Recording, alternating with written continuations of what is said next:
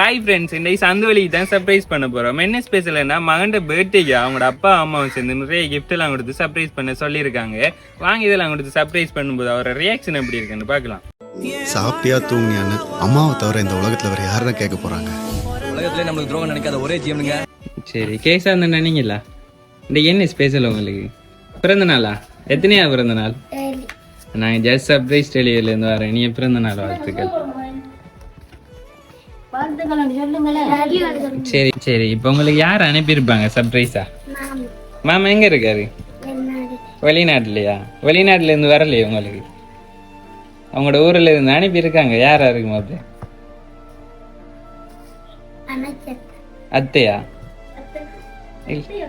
இல்லையே, வெளிநாட்டுல வேற யாரும் இருக்காங்களா? யார் இருக்காங்க?